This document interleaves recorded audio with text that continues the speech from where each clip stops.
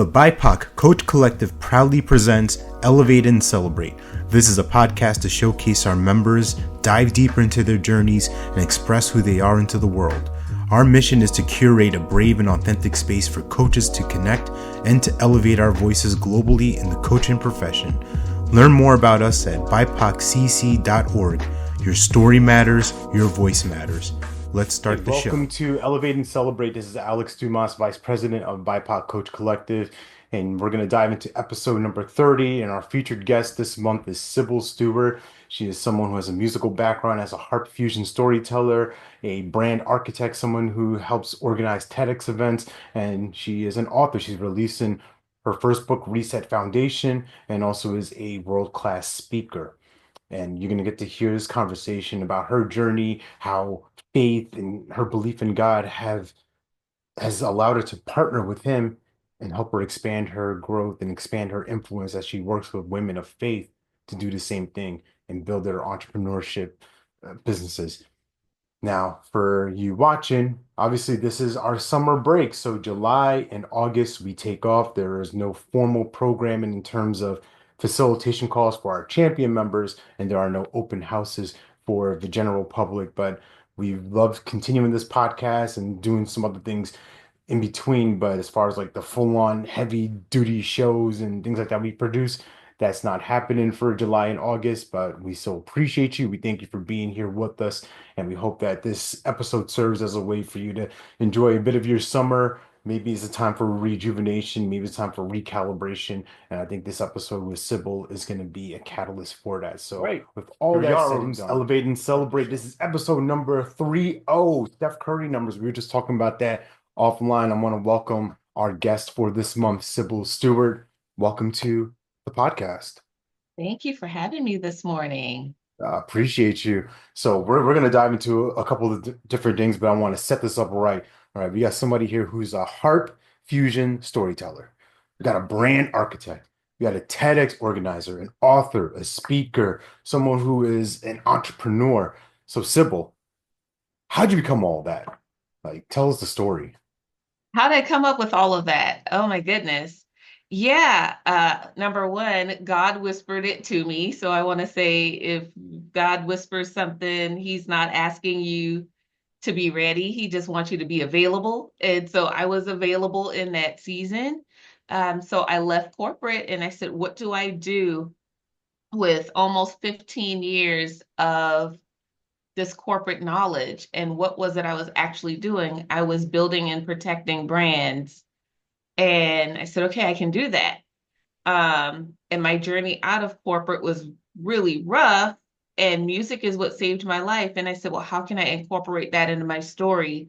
I can tell my story through music, which is my first love anyway, right? Outside of God, music is my first love, first language. I believe music has the ability to connect us in ways no other form of communication can. And so that's how I blended the harp with the speaking.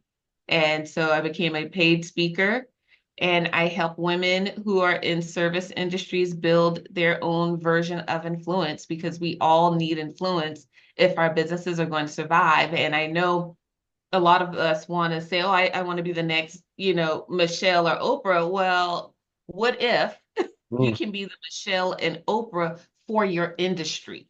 Let's go do that. You'll still get visibility, you'll still get presence, you'll still earn the wealth that you intend to build, and without all of the extra things that come along with that level of status and that sort of thing. Yeah, yeah. Oh, yeah.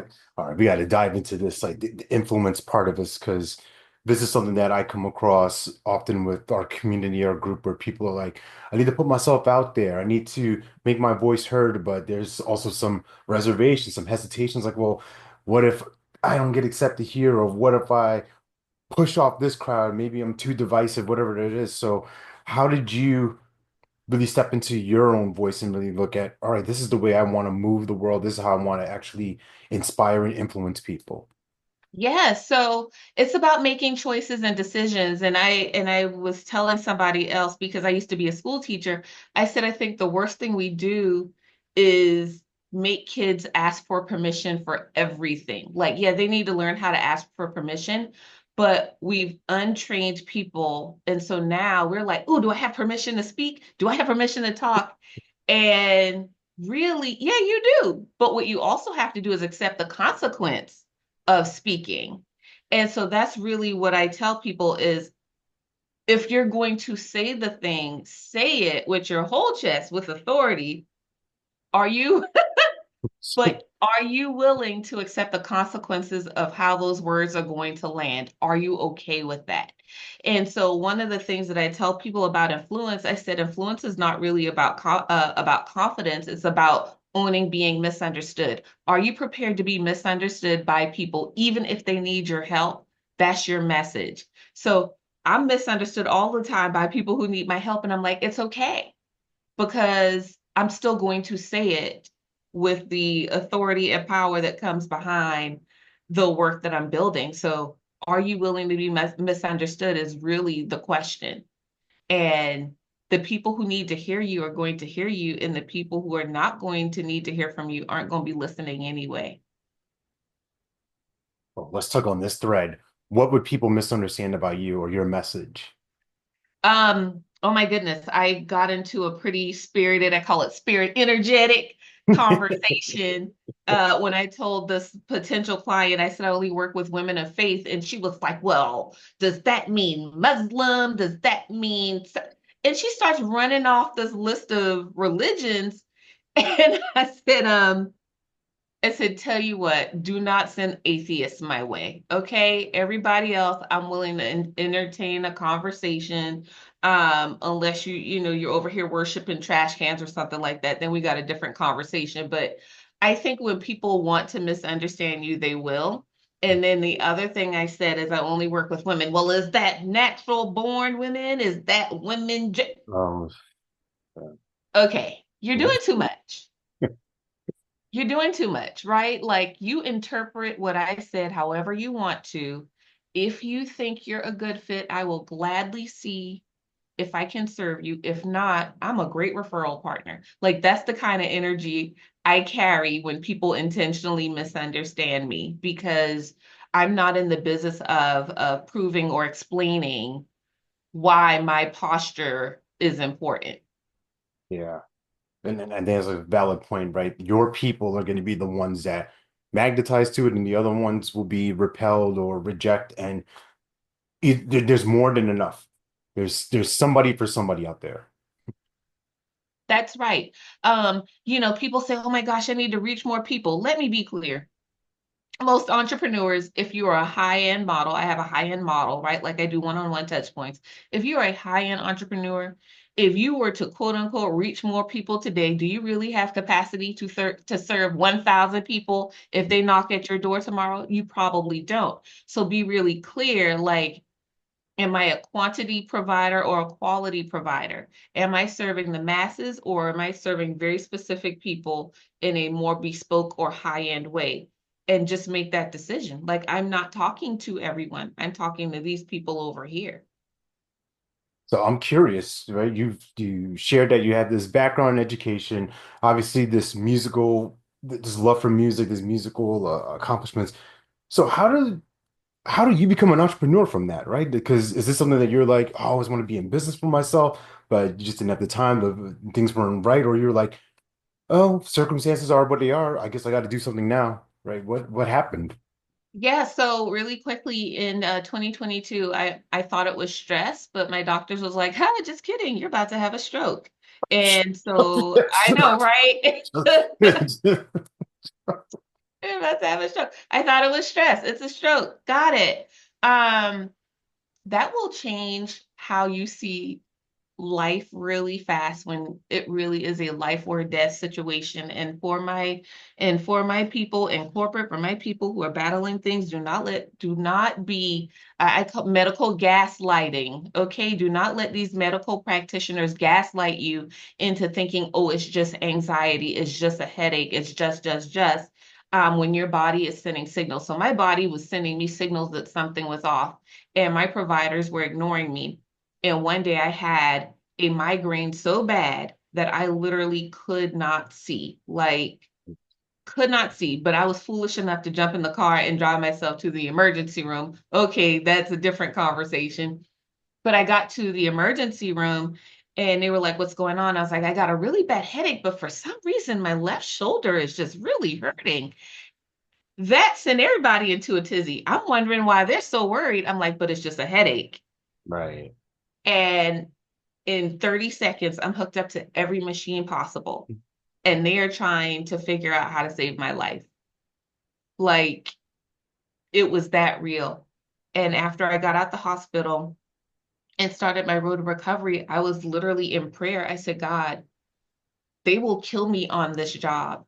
This is a sign that I was going to die if I did not keep advocating for my health."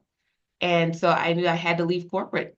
And I got back to work. And I said, they must have seen it coming. I got back to work on a Monday. On that Thursday, they were like, "Oh, yeah, we're going to let you go." It's like, okay, fine. Yeah. So that I got kind of, I was pushed into entrepreneurship, which I hope nobody else is. But yeah, this is that's how it happened. Wow. Well, sometimes the big guy, as I say, he likes to whisper, and sometimes we'll take a sledgehammer and like give me a nice little knock over to make sure I'm listening. And Knocked then me all the way obviously out. we have to follow through. One thing to hear, a different thing to listen. So I tell Yeah. my kids often. Yeah. But I want to like get back into your work, right? So you work with these women of faith. Are there any specific like industries or verticals that they're coming from that you're, I guess, best situated or suited to help or serve? Yeah, I say women in service, right? Like I don't peddle widgets. There are people who are really good at product sales, product branding. I'm really good at people branding. It's what I did in corporate for 15 years. So if you need a personal brand that is going to go in the room before you and leave the memory behind you that you need, that's what I do. And if you are a thought leader, if you are an author, a speaker, one of the things that I've been blessed with is a really strong network. And so some of my clients have gone and spoken on, USA Today or been featured in Business Insider and all that because they have the strong brand presence now that gives them access to the rooms that they might not have otherwise had. Yeah. Oh, this is bringing up one conversation. So I'm curious for you, how when someone comes to you, right, they want to work with you, they're like, Sybil, hey, listen, this is what my dream is, my vision is. Obviously, at some point, there's gonna be a bit of resistance, right? It's like, yeah, I want to do that, but like, my history, my track record, who am I, right? Those fears, those doubts, those worries. So, what are some things that you've seen that have been beneficial to kind of help somebody move past any of that inner resistance? Yeah, no, I ask every woman I work with, and for the people listening, like really ask yourself these questions. Number one, what do you want to be known for? And number two, what are you called to do? And being called to do something is not going to let you sleep. So as much as you got a resistance, when I tell you God put this business on my heart right out to 3 days outside the hospital, I couldn't sleep.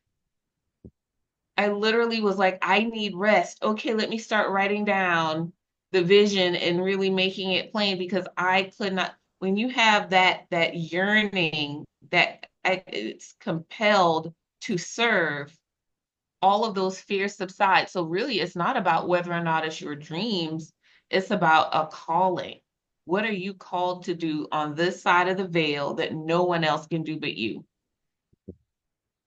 I hope you all are listening, you're paying attention. You might want to rewind that, right? What are you being called to do? It's different from just well, this would be nice. You know what? I really like this. No, it's that I call like the obsession, right? That fire. When you look at, it's easy for me to compare it to athletes because that's a visual thing, right? You think of Michael Jordan, Tom Brady, late great Kobe, right?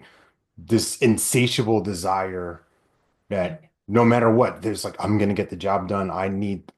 Right, that inner I need to I must. achieve. And Yeah. that could also be dangerous, right? Especially for people of color. It's like, I got to be better than everybody else. I got to be 10 times harder. How do we slow that down and kind of come back to center, align to calling along with protecting our health, protecting our peace? Correct. Well, but because see, in your calling is peace. Anything that is outside of my calling is unpeaceful, it's disruptive, it's distracting. And so if you check your energy for that, I when I first started my business and I got out the habit and I'm back in it again, but I one of the things that I think we as business leaders are taught, which I would say is a bad act, is we are not the CEOs of our business. This is God's business, and I am a steward of his resources. Oh, well, and that means none of the decisions are mine. Thank you, God. Look how easy that is. Oh, you said we are going to do this today because you said, oh, okay. Oh, we pivoting today, God. You got it. And you that let go energy that I now live with. God said, no, that's not where I want you to be. I want you a little bit over here, or you think you got this part of the vision, but like I need you a little couple of degrees this way. All right, you got it, God. I don't even argue. Mm, I move forward with the new strategy because it's not mine. yeah. I'm curious for like, where does that foundation come from? Is that something you were born with, like, growing up in the church and faith and just being inspired by, obviously potentially family and other leaders around you? I mean, I grew up in the church. Let's see here. I don't know if they have a title for the musician's kid, MK. MK, that's me. It's You know, just because PK is preacher's kid. MK is the person who also has to show up at church early because the musician got to get there right with the pastor. yeah. Okay. And so my mom and my aunt were the organists of the church that I grew up in. And so, I was on the front row too.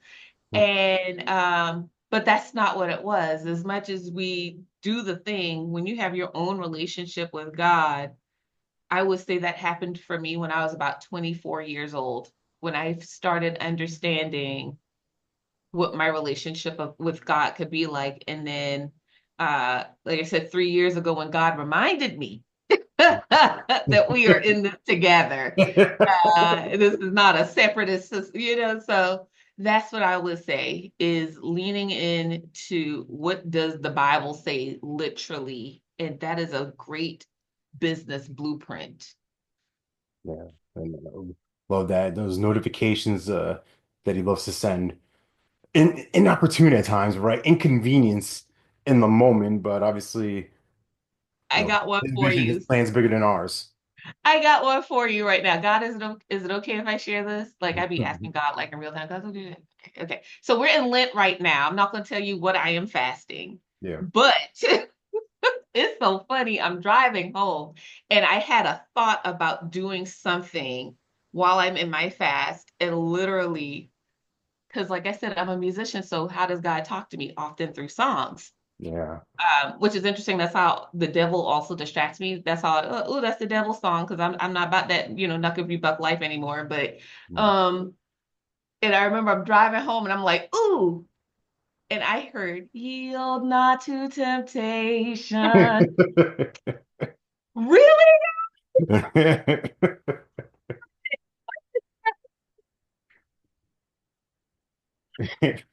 That's how God talks to me. I know how God talks to you, but I was laughing because it was such a thought. Like it wasn't like, oh, am I going to? I was like, oh, I think I'll. And I heard the song come in, and I was like, Sybil, go home. That was as simple as that. Just like, all right, decision made. I hear the assignment. Yeah. There are no more clearer words than yield not to. Much clearer than that. Yeah, I love when those divine downloads, I call it, get very direct. It's like, oh, okay, no miscommunication, no like, no murkiness, no. It Oh, was are you zero sure? Hello, yield not to It was temptation. zero murk. It was zero murk. Yeah, God is very clear. I think when people say they're confused, I think confusion is between what we want to do and what God wants us to do. That's why we're confused. Mm. We'll say more about that.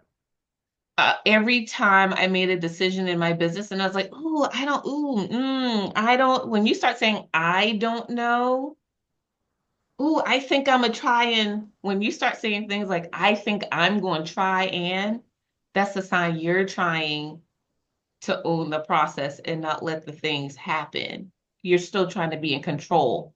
And one of the things that I learned in this journey is learning how to surrender things beyond my control. So I never go into situations asking how. I'm like, God's how.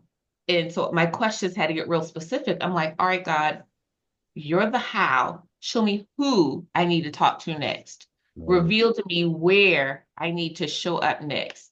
What do you want me to touch today? Why does this thing matter, even if I don't understand it? So, like I said, in the mornings, I have a strategy session with God every morning. And I start asking questions like that. God, who do you want me to talk to today? You want me to be on the coaching collective? You got it. Yesterday I respectfully declined a client who wants to work with me, and people are like, ooh, you in a place to turn down clients? I said,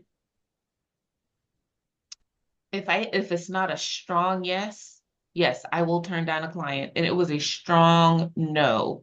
Mm. And I prayed about it. I said, God, I don't mind telling this woman no, but like it would be really great to close out the month with this extra client. And I heard God tell me why that wasn't an ideal client for me. And I was like, bet I'm gonna release her because you got a better client for me. And then this morning I had a new client sign up.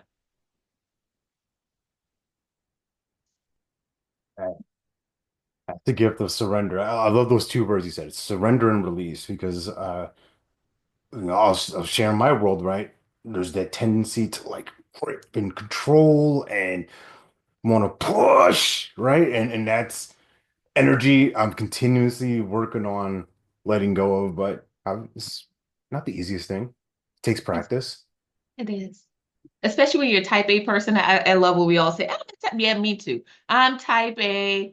When they do the little color chart, red, yellow, purple, I'm red, right? Like all of me is very very intentional, very direct, very pointed. And God really had to check me on that and say, that's your ego talking. What am I saying? Because to your point, God doesn't yell, he whispers. Yeah. Every then it'll give me a little flick on the And then forehead, a little just mush, right? Just like a little mush. make sure you're paying attention. But this all ties in now, right? I love the way this sets up. I'm going to talk about this book, Reset, right? Reset Foundation, because you are in the world of self-publishing. So I'm curious, where did, yeah, hold it up again. Wait, let's see that. Let's see that. Yeah. Congratulations on the book. So let's just dive in. What inspired you to write and why Reset? Why was that the premise of the anchor on it? So, the original title of the book was going to be Untethered. And I got some advice from a marketing person, and they were like, Sybil, with love, no one, no one's going to read the Untethered book. And so I was like, okay, well, I need some titles. And so I started farming out titles, and I said, well, what is this book really about? And it's about resetting the foundation. Like, here I was, a former school teacher, a former global executive, you know, I came in and out of a couple of different industries from tech to bridal to lingerie, right? I said, what about this foundation makes sense for my future? And when I realized all of those foundational pieces are the core of how I serve, well, that's not me discarding anything. That's me resetting how I'm thinking about it. And so that's how I came up with the title, Reset the Foundation, how to align your brand and business DNA, because all of the stuff, all of those learnings are inside you. You just might not be thinking about it. And so one of the activities that I talk about is rethinking your 10,000 hours, right? What do you have 10,000 hours in? Oh, well, I was 10,000 hours as a teacher, blah, blah, blah. That's cool. Maybe you got kids. You got 10,000 hours worth of being a dad.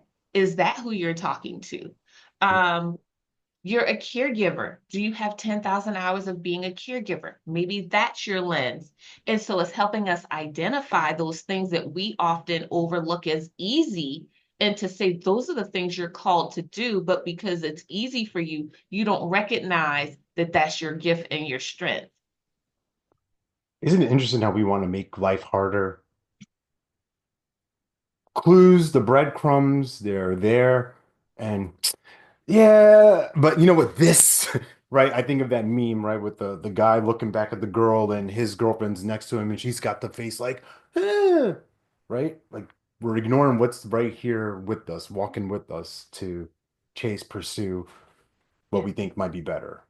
I think one of the challenges is, and I don't know if this is anybody else's testimony but mine, but often when I was working in my strengths, those were the things. And I just did a talk. Oh my goodness. I just did a talk on imposter syndrome up in Chicago. And one of the audience members said, she said, what do you do when people keep telling you to work on your weaknesses? I said, people will never tell you to work on your weaknesses because as humans, we hide them. What they're doing is challenging your strength. And so if we look at it from that lens, that's why we have imposter syndrome. That's why we don't serve in our strengths, is because usually they're the things that annoy other people because they wish they were good at that thing. I remember as I was leaving corporate, people were like, oh my God, I can't believe Sybil's always on time for a meeting. I mean, just, some people just can't be on time. When is being tardy? When is that the standard? When is that the standard? And why is being on time chafing you? Oh, right. Because it's easy for me to be on time. So that's not a weakness. It's a strength that you wish you had. You're coveting that strength. And so, whoever's listening, what are those things that people always tell you that you do horribly or really well? That's actually what it is. I'm a planner by nature. People used to hate when I would plan the team meeting because they already knew we're gonna have an agenda. We And so it's making other people who were not as organized look bad Uh, because I was functioning in my strength. And I would get feedback, well, so you need to do something different. You want me to scribble scratch? Like, yeah, it's gonna be perfectly typed, spell checked, all that's the standard. So what's your standard of excellence? That's it.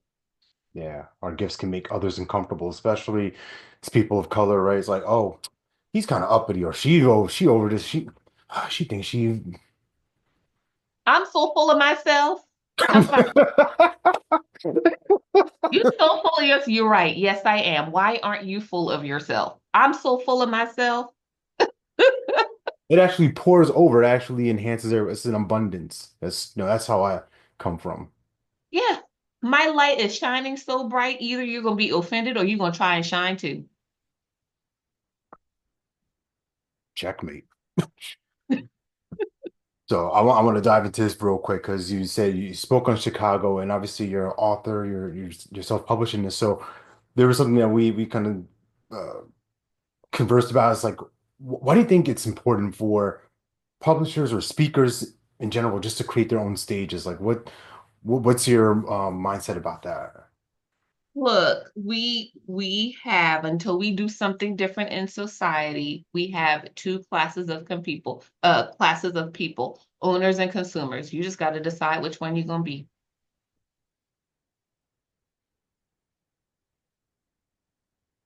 Do you want to compete for that consumption stage, or do you want to own a stage where you invite other people into your presence? Okay. As an owner, right? I'm going to tap into the mind of the consumer for a second. Owning's tough. Owning's a lot of responsibility. What if it doesn't go right? What if nobody shows up? Right? What if all these things like Sybil, like, what am I supposed to do? What if, I think, is the wrong question. Even if is the right question. Okay. So, Even if this thing doesn't go out the way I think, hmm, it also worked out in this way. hmm, Even if this thing didn't work how I planned. It happened that, like I just said with this client, even if that client was a no, look how I got a yes this morning. A full body aligned. This is who I'm meant to be with. This other person, Mhm. nothing wrong with them, no shade to them, but just not the right fit. You're not the right fit. You're not the right person. We will both be miserable in this relationship.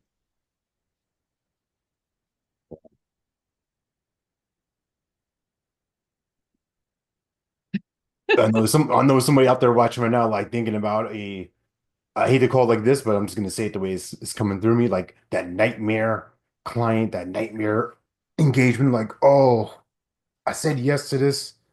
I was in the space of maybe being a little bit desperate. I wanted it a little bit more than I actually needed it. And now look at this. We're 3 months in, 6 months in, a month, a year in. Like, is it over yet?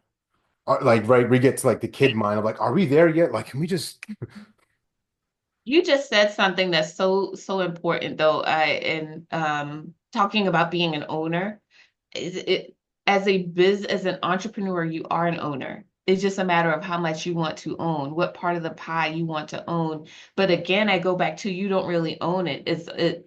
It's kingdom building. I don't actually own it. I'm just a real good steward of what was entrusted to me. And if you handle with care, you're not those what ifs. That's the other thing, right? Like if you're handling it with care, those what ifs start to go away because like you've got children, right? yes. What if one of your kid falls? What you gonna do? You gonna help them up? Yeah. The solution is in the question. Well, what if the you will let them stay down there? Yeah. I mean, I'll some stay in debt for parents a second, be like, might. all right, Oh, can they get up on their own? And if they can't, then can they I'll get up on their intervene. and and what I think such a miss of so many of people of color is we've been trained what I call in the wilderness, right? We've been trained and bred in isolation, and that's why our businesses don't work. We really do think we have to bootstrap, self-build, solopreneur, singlepreneur, I'm on my own, hustle and grind. That's not how successful businesses are built. And we're so fearful to not only invest in ourselves, but invest in people who can help us. And that's why our businesses don't work.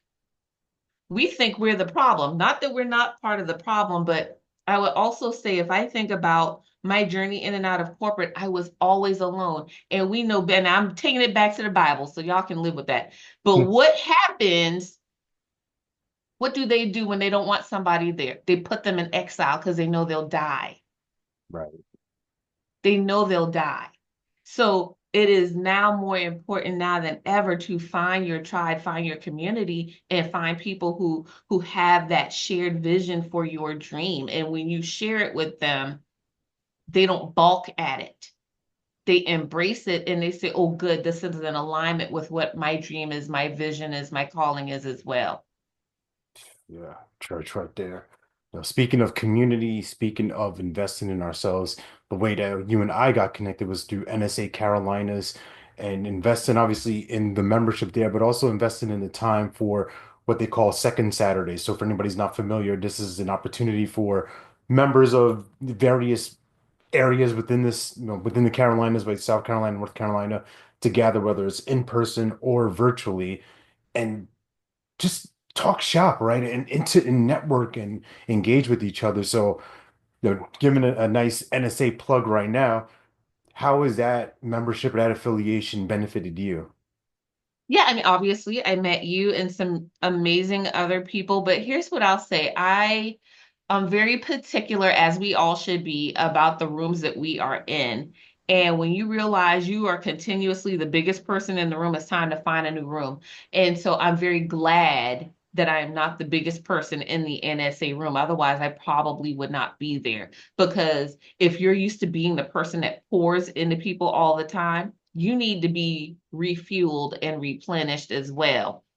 And so I love coming to Second Saturday because None of us speak on the same topics. None of us are looking for the same stages.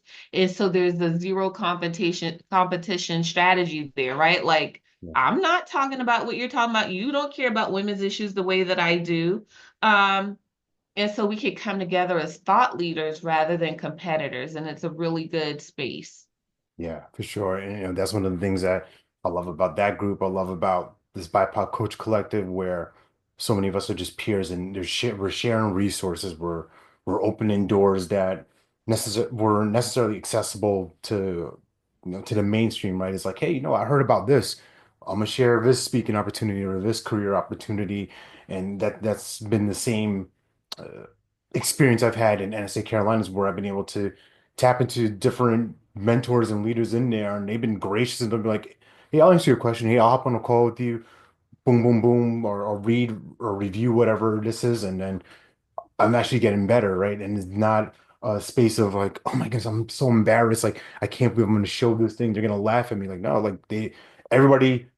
I put this analogy, right? Like in the weightlifting world, everybody starts on the bar, Yep. right? Nobody jumps up like, all right, hitting Arnold numbers right off the jump. No, it's all right, you got to hit the bar first. We'll add five, we'll add 10, 25, right? You build up to it. And I think that's the challenge for a lot of entrepreneurs, especially of us of color. Like we kind of see the instant success, so to speak. It's like, man, I should be doing that. But it's like, no, that's not your call and that's not your path. That's not it. I think about like to give whoever who needs this an ease. It took me in corporate 8 years to become a director. Okay. That was a fast track. There were people who waited 15, 20 years to be a director. I did it in 8. So if you think, how can I condense time? Well, what did it take for me to do in 8 years what took other people 20? I had to learn how to tag resources that were not mine. I had to find other outlets of learning so that I could download that information faster. What that also means is you give up stuff. And I know, we're very infantile humans. You're very infantile. And if you want to grow up fast, become a business owner, like you have to mature so quickly. You have to decide that one of my church sisters was giggling at me and she said, "What time do you go to bed?" I said, 9:30 p.m. Why? Because I wake up at 4:30 or 5 because I know I got to get me generated Yeah. before I ever say hello to somebody. That's a sacrifice. Yeah. I would say even counter that. It's an investment into yourself, into your being, right? If I Yeah. know that I operate at this higher frequency, this sharper way of thinking, I'm clear, I'm not coming from a space of leave me alone. Don't you see I'm doing work? Right? Like I know. now I'm guilt tripping the family, like, oh man, don't disrupt dad, don't disrupt mom what she's doing. Like, no, I this is something that I worked with a friend years ago. We call this is a fun game, so this is not an offense to anybody. We call it OCD, optimal completion devotion. Because the thing we were recognizing, like what holds so many entrepreneurs back is starting these things but not finishing, having all these incomplete projects and all this stuff in our orbit, but nothing's done. Like, let's start something and let's finish it.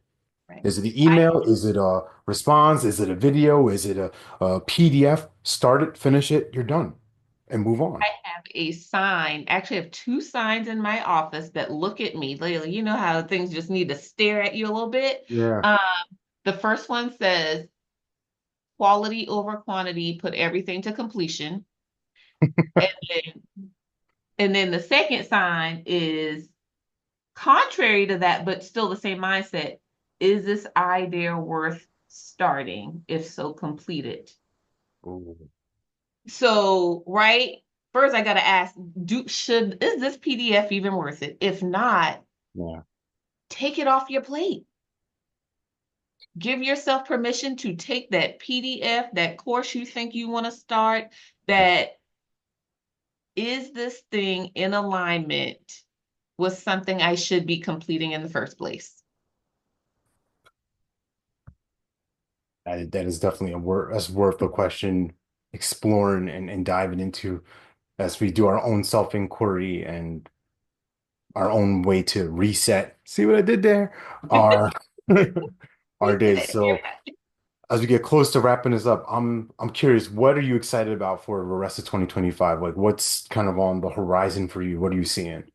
Yeah, so obviously book launch, reset the foundation.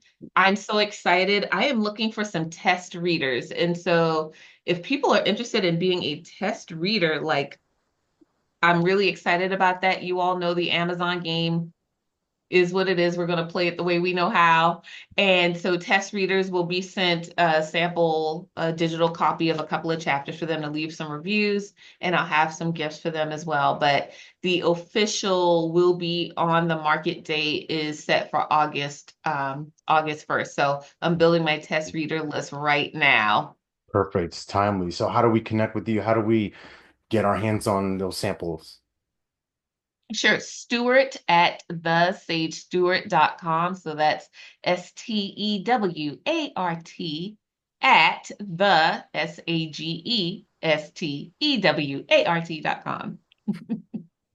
Awesome. And I'm gonna swagger jack this from the NSA because I love the Speakernomics podcast. So this is something I'm gonna start implementing for this show since I'm the one hosting it, all that. So for our future guests, what is a question that you would love to ask them or want to hear them respond to as far as entrepreneurship, business building? Like I know I'm springing this on you now, but I'd love to do this like in real time. I think this would be fun to explore.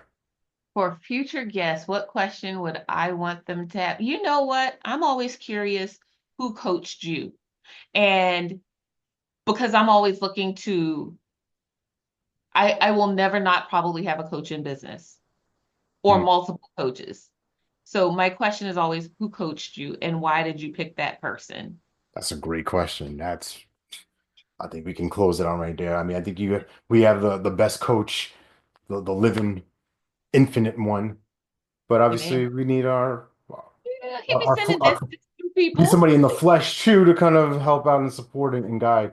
But Sybil, I'm really glad that we had this conversation. Thank you for just being you, being somebody who has helped so many women, as you say, build their brand authority, someone who's stay true to their values, stay aligned, and now has this book coming onto the world to support and serve others. And that's just the start, right? Obviously, from the stage, you're doing these things and through your work with clients. So I just want to acknowledge you, give you your flowers, and thank you.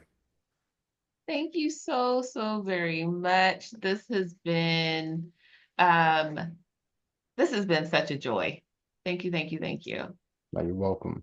So for everybody watching, tap into next month. Make sure you get connected with Sybil so that you can get your hands on the samples and leave her some reviews and help her build the movement, continue going. So Thanks all for that's said and watching this done, till episode. next If you time. got value from this, please subscribe and leave a rating and review. And feel free to connect with us at bipoccc.org. See you next time.